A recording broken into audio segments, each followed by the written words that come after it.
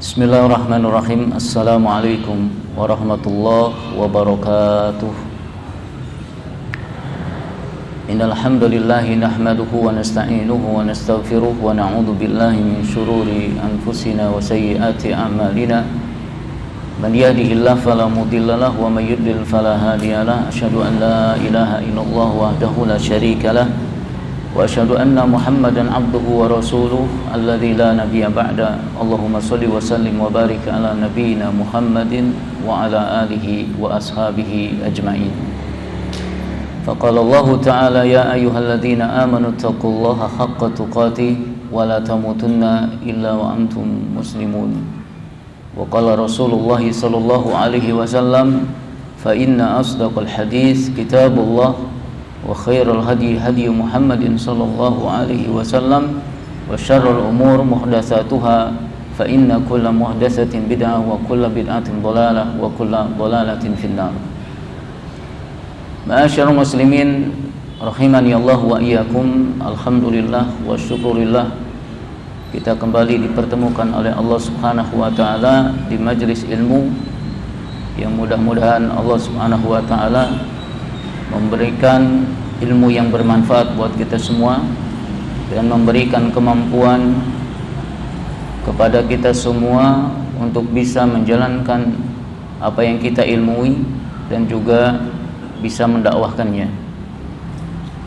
Salawat dan salam senantiasa tercurah kepada uswah kita, tauladan kita Nabi Muhammad sallallahu alaihi wasallam, juga kepada keluarganya, para sahabatnya, dan kepada pengikut setianya hingga hari kiamat nanti, yang mudah-mudahan kita semua termasuk di dalamnya. Ma'asyiral muslimin rahimakumullah, pada kesempatan yang berbahagia kali ini saya mendapatkan amanah untuk menyampaikan satu tema, yaitu faidah dari surah An-Nasr.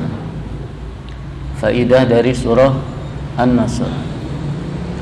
Allah Subhanahu wa ta'ala berfirman, a'udzubillahi minasyaitonir rajim, idza jaa nasrullahi wal fath wa ra'aitan nasa yadkhuluna fi dinillahi afwaja fasabbih bihamdi rabbika wastaghfir innahu kana tawwaba.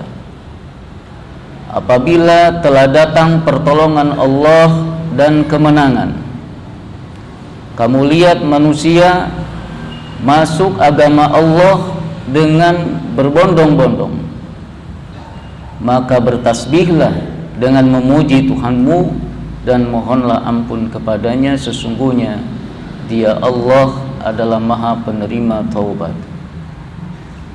Ma'asyiral muslimin rahimakumullah, sekilas tentang surat ini, di mana surat ini adalah surat yang terakhir diturunkan oleh Allah Subhanahu wa taala kepada Rasulnya sallallahu alaihi wasallam secara utuh, secara lengkap, satu surat, ya. Meskipun ada ayat yang paling terakhir yang diturunkan kepada Rasulullah sallallahu alaihi wasallam, yaitu ayat yang ketiga dari surah Al-Maidah, yaitu al-yauma akmaltu lakum dinakum wa atmamtu alaikum ni'mati wa raditu lakumul islama dina.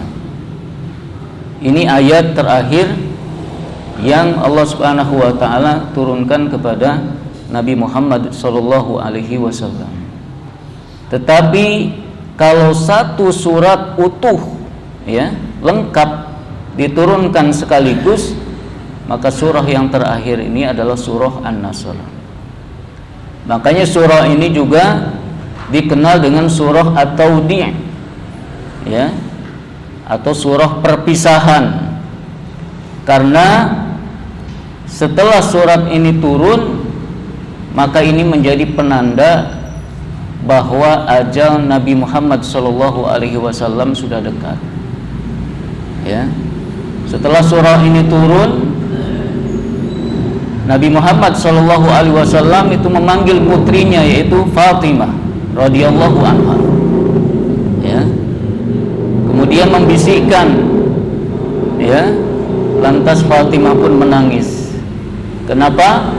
Karena beliau, ya, sang ayah membisikkan bahwa sebentar lagi ajal sang ayah itu akan datang. Ya. Kemudian tidak lama dari itu Fatimah pun tersenyum. Ya. Kenapa? Karena Nabi Muhammad SAW bersabda, la tabki, jangan menangis, ya. Fa innaki awwalu ahli lahikun bi, ya, karena engkau adalah keluargaku yang paling pertama kali akan menyusulku, ya. Maka tersenyum beliau.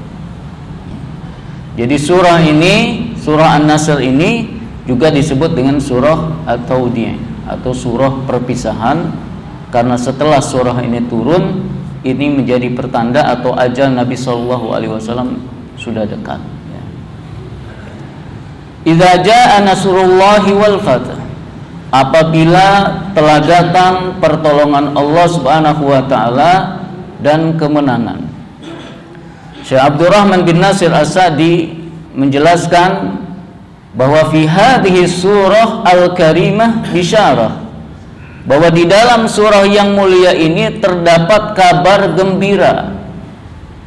Apa kabar gembiranya? Hiya al-bisyarah binasrillahi li rasulih wa fathihi Makkah. Ya.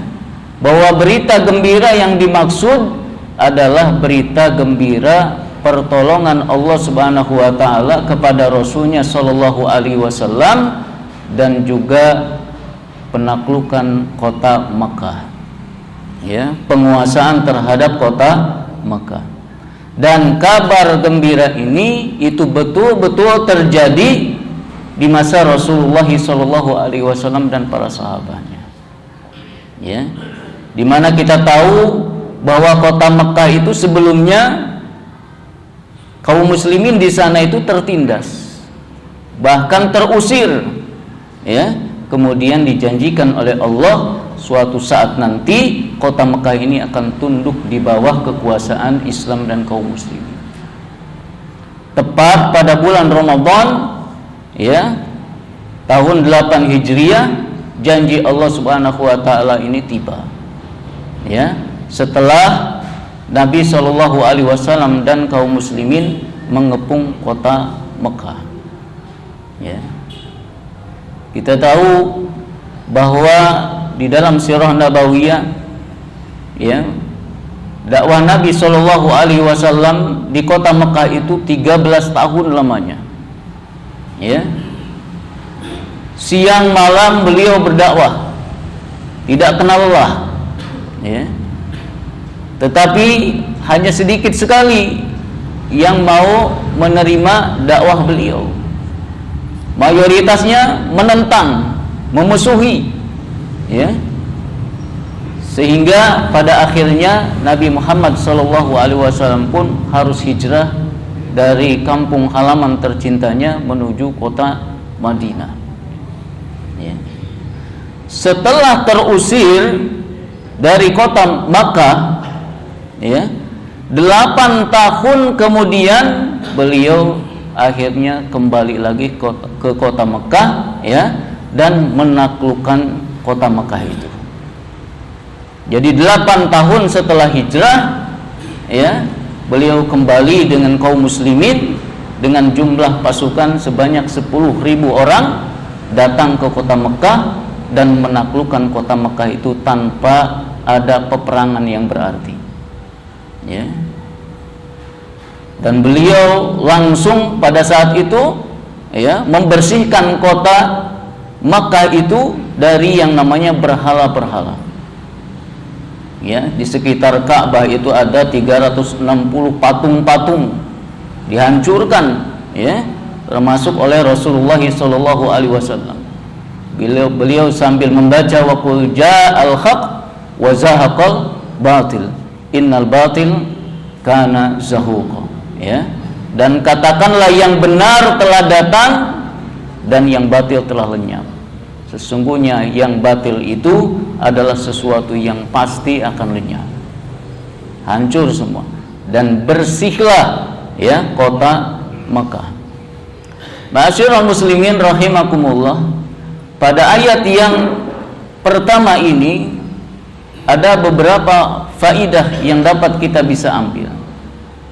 Pada kalimat pertama, idza jaa, apabila telah datang, ada yang mengatakan bahwa kalimat ini menunjukkan kepada kita bahwa pertolongan Allah, bahwa kemenangan Allah itu tidak datang dengan tiba-tiba, ya, tetapi dengan proses yang panjang, perjuangan yang luar biasa, pengorbanan waktu, pengorbanan harta, pengorbanan jiwa, diorbitkan semua untuk misi apa? Misi kemenangan yang datang dari Allah Subhanahu wa taala. Ya. Dan memerlukan kesabaran tingkat tinggi. Makanya di dalam hadis Nabi sallallahu alaihi wasallam bersabda, wa'lam anna an-nasra ma'as sabr. Ya. Ketahuilah bahwa sesungguhnya pertolongan itu bersama dengan kesabaran. Ya. Prosesnya luar biasa sekali, perjuangannya luar biasa sekali. Ya. Kita bisa bayangkan selama 8 tahun Rasulullah Shallallahu Alaihi Wasallam membentuk kekuatan yang luar biasa sekali.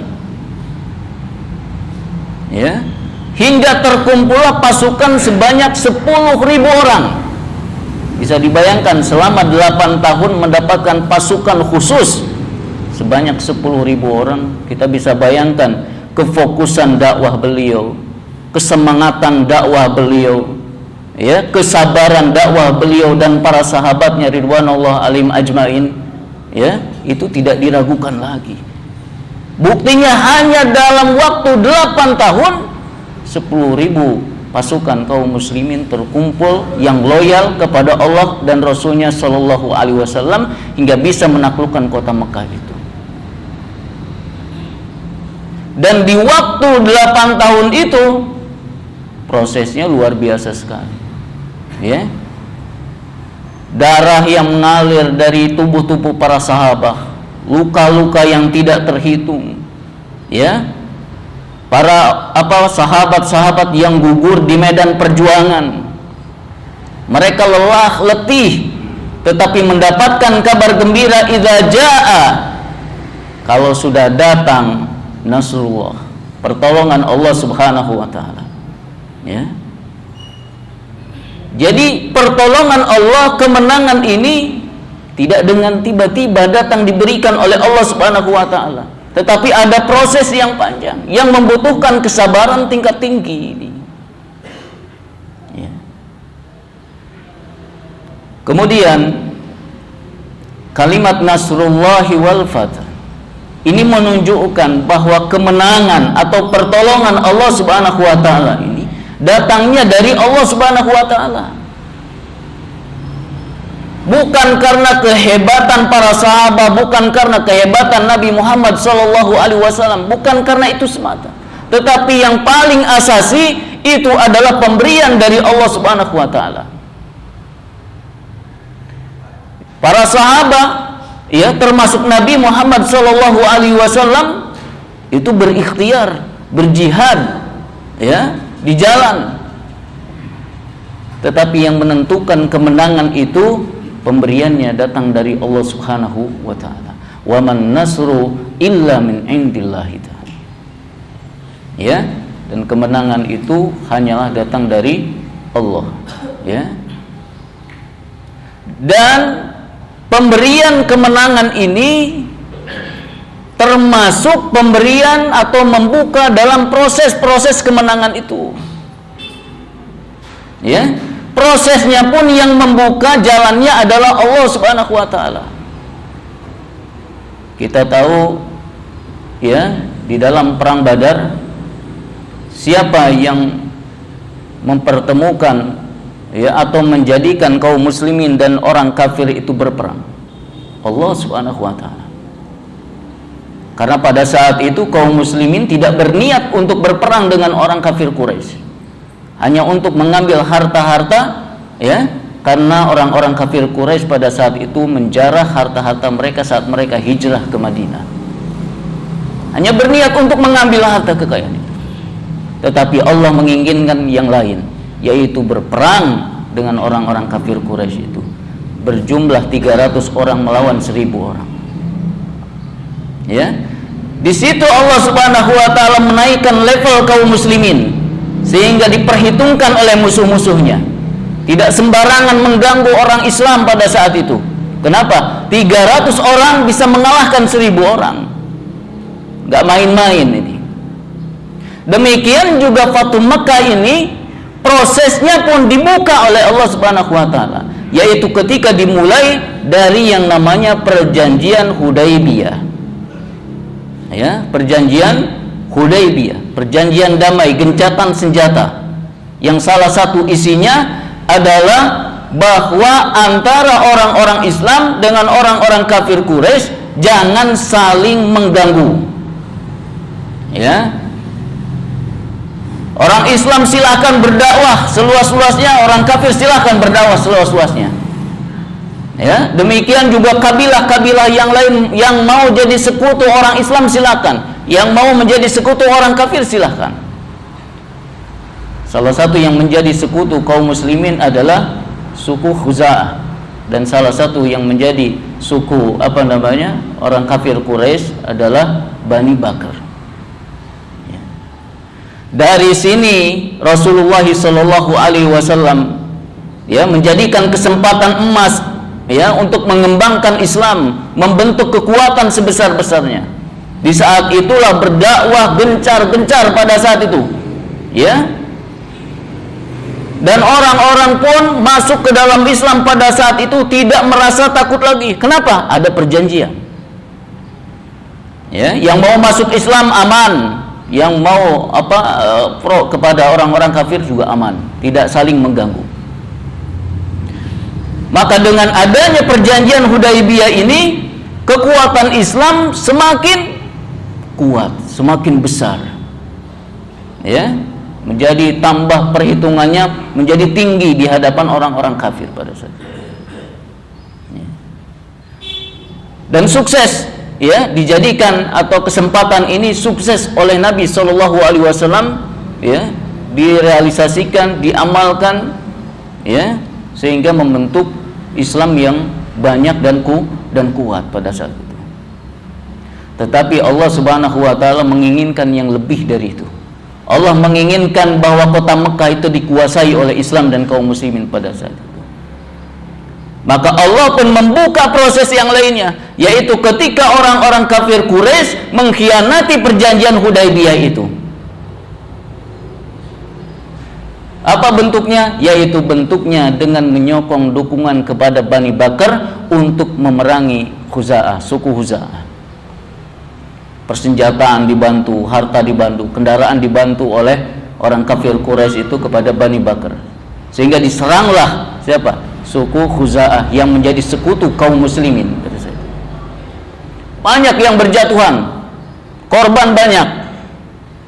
Maka terdengarlah oleh Rasulullah Shallallahu Alaihi Wasallam. Maka langsung Nabi Muhammad Shallallahu Alaihi Wasallam mengutus seseorang kepada kaum Quraisy pada saat itu. Katakan kepada mereka, jika mereka siap memutus hubungan dengan Bani Bakar yang menjadi sekutunya dan membayar diat dari korban-korban yang jatuh dari suku Khuza'ah, maka lakukanlah. Tapi kalau mereka tidak mau, katakan kepada mereka, ya, kuumumkan perang atas kalian. Ya, kuumumkan perang atas kalian.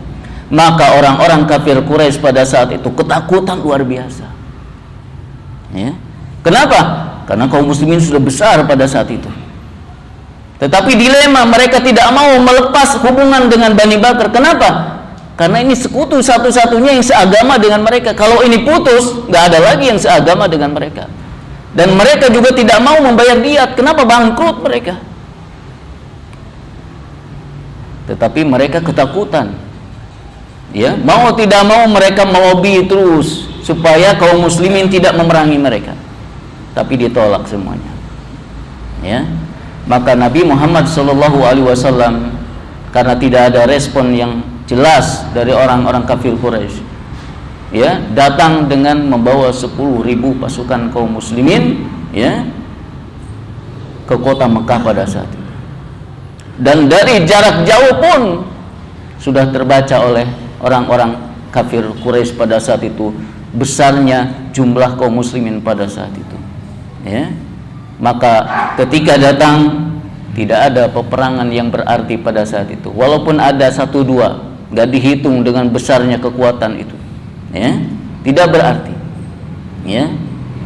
Dan ini adalah cara Allah Subhanahu wa taala untuk memberikan kemenangan. Ya.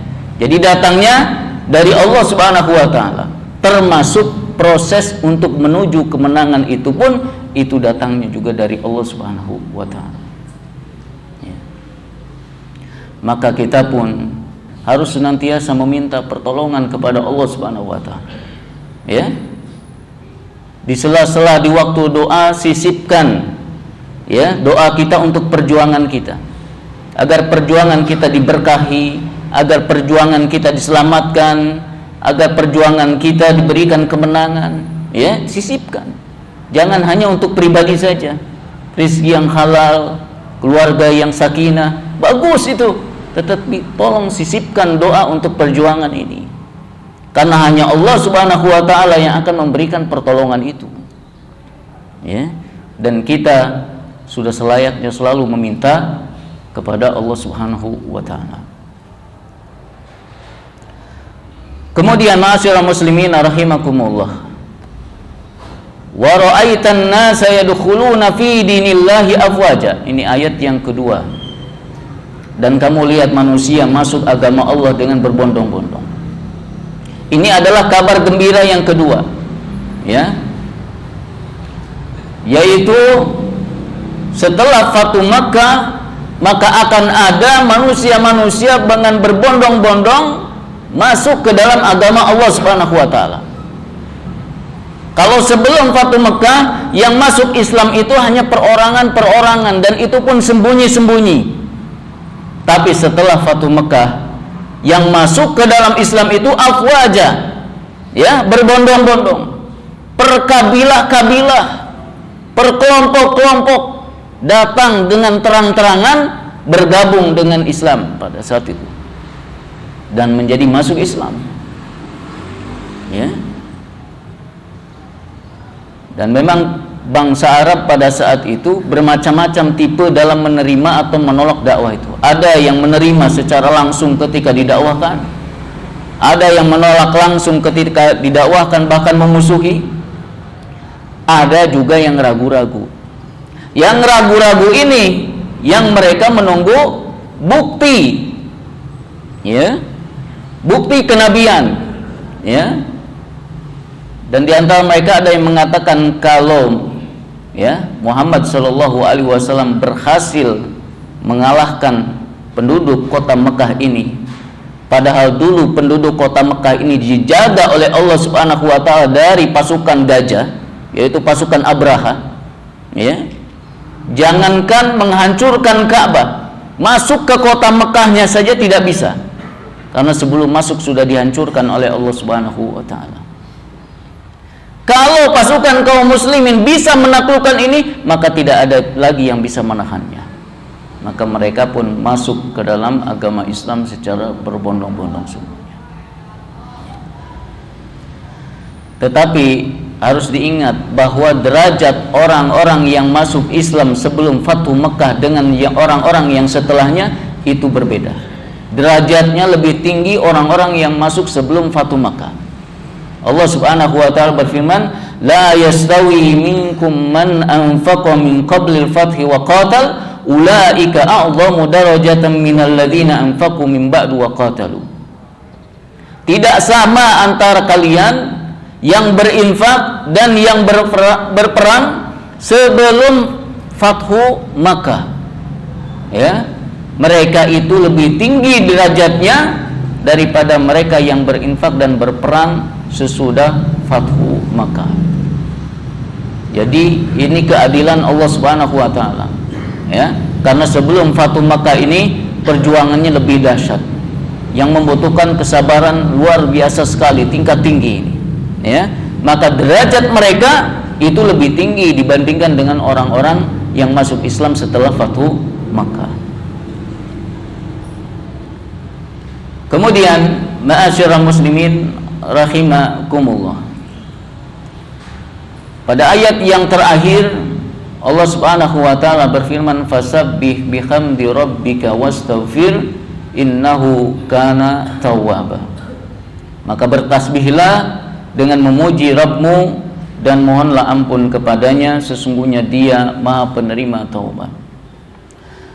Pada ayat yang mulia ini Allah Subhanahu wa taala memerintahkan Rasulullah sallallahu alaihi wasallam setelah menyelesaikan misinya, perjuangannya, untuk apa? Memuji Allah Subhanahu wa taala, untuk bertasbih, bertahmid dan beristighfar. Kenapa? Karena Rasulullah sallallahu alaihi wasallam ketika dijadikan nabi, ya, oleh Allah Subhanahu wa taala, dijadikan rasul, dijadikan pemegang amanah dakwah, ini adalah nikmat yang luar biasa sekali yang harus disyukuri oleh beliau. Maka ketika selesai diperintahkan untuk memuji Allah Subhanahu wa taala dalam rangka syukur kepada Allah Subhanahu wa taala karena beliau dipilih menjadi pemegang amanah dakwah. Juga Allah Subhanahu wa taala sudah memberikan kemenangan. Juga Allah Subhanahu wa taala sudah memberikan hidayah, ya, sehingga banyak orang-orang yang mengikuti seruan dakwah Rasulullah sallallahu alaihi wasallam. Ya. Ini pelajaran berharga buat kita semua para aktivis dakwah. Jadi kita pun harus pandai-pandai bersyukur kepada Allah Subhanahu wa taala karena Allah menjadikan kita dai ilallahi taala. Dimanapun posisi kita, kalau dalam rangka dakwah ilallahi taala, mudah-mudahan kita termasuk, ya, dai ilallahi taala. Dan ini harus kita syukuri. Karena kita di sekian jutaan miliaran orang, kita terpilih bagian dari penegak dakwah ini, penebar hidayah ini. Ini harus kita syukuri, ini nikmat yang luar biasa sekali, ya. Dan karena dengan amal inilah kita mendapatkan kebahagiaan, ya, kesejahteraan baik di dunia ataupun nanti kelak di akhir. Jangan sebaliknya, ya, kita merasa terjebak di sini, ya, menyesal atau hanya sebagai batu loncatan saja, ya. Nah, ini adalah kenikmatan yang luar biasa sekali ketika Allah Subhanahu wa taala menjadikan kita salah satu bagian dari orang-orang yang menebar hidayah. Karena itu bersyukurlah, bertasbihlah, bertahmid dan terus beristighfar. Kita itu diperintahkan selalu beristighfar ketika kita setelah melaksanakan ibadah. Setelah sholat kita diperintahkan istighfar. Setelah haji diperintahkan istighfar. Setelah dakwah kita juga diperintahkan istighfar. Fasabbih bihamdi rabbika wastaghfir. Ya. Kata para ulama di antara hikmahnya bahwa perjuangan kita atau dakwah kita itu banyak bolongnya, banyak rusaknya. Ya. Banyak dosanya, banyak kesalahannya. Kita setelah sholat astagfirullah, astagfirullah, astagfirullah. Kenapa? Sholat saya nggak khusyuk, sholat saya ngelindur, sholat saya banyak mikirkannya, nggak khusyuk, nggak fokus di dalam sholat, nggak maksimal di dalam sholat. Maka setelah sholat kita beristighfar, memohon ampun supaya Allah mengampuni dosa kita dan menerima sholat kita. Demikian juga di dalam perjuangan ini kita banyak bolongnya, kita banyak absennya. Kita kurang maksimal dalam menjalankan amanah, ya. Banyak sekali kalau kita mau hitung, malu kita sendiri, ya. Maka tutupi dengan istighfar kepada Allah Subhanahu wa taala, meminta ampun, ya. Mudah-mudahan Allah mengampuni dosa-dosa kita dan menerima amal perjuangan kita ini, ya. Ma'asyiral muslimin, azani Allahu wa iyyakum. Faedah berikutnya dari ayat yang terakhir ini, mengajarkan kepada kita bahwa orang-orang yang beriman ketika mereka meraih kemenangan itu mereka tidak boleh sombong, ya. Mereka tidak boleh sombong, euforia atas kemenangan, ya. Dan kita juga tidak boleh merayakannya dengan foya-foya, dengan menghambur-hamburkan uang. Kemerdekaan atau kemenangan itu bukan dengan itu rasa syukurnya, tetapi justru dengan amal saleh, dengan memberikan sesuatu yang bermanfaat, dengan beristighfar, dengan bertaubat, dengan memperbanyak amal-amal saleh. Bukan dengan membuang-buang harta, ya, sesuatu yang tidak bermanfaat dilakukan, bukan, ya. Itu bukan sedang merayakan kemenangan, itu justru sedang jatuh kembali di dalam kekalahan, ya, keterpurukan itu, ya. Dan kemudian, ya, faidah berikutnya bahwa kesalahan-kesalahan di dalam setiap perjuangan kita, di dalam kegiatan dakwah kita, ya, insya Allah itu akan diampuni oleh Allah Subhanahu wa Ta'ala, ya, selama kita mau beristighfar. Karena innahu kana tawwaba, karena Allah Subhanahu wa Ta'ala itu maha penerima taubat kita, ya. Demikian ayyuhal ikhwah rahimakumullah, beberapa faidah yang bisa kita ambil daripada surah An-Nasr ini. Mudah-mudahan bisa bermanfaat buat kita semua dalam menjalani kehidupan ini, dalam menegakkan kebenaran ini, dan mudah-mudahan Allah Subhanahu wa Ta'ala memberikan kemenangan, kejayaan kepada Islam dan kaum muslimin, serta kita dijadikan sebagai salah satu tonggak daripada kejayaan Islam itu, dan diberikan keistiqomahan oleh Allah Subhanahu wa Ta'ala sampai kita mati. Wallahu a'lam bishawab. Wa sallallahu ala nabiyyina Muhammad wa ala alihi wa sahbihi wasallam. Subhanaka Allahumma bihamdika asyhadu an la ilaha illa anta astaghfiruka wa atubu ilaik. Wassalamu alaikum warahmatullahi wabarakatuh.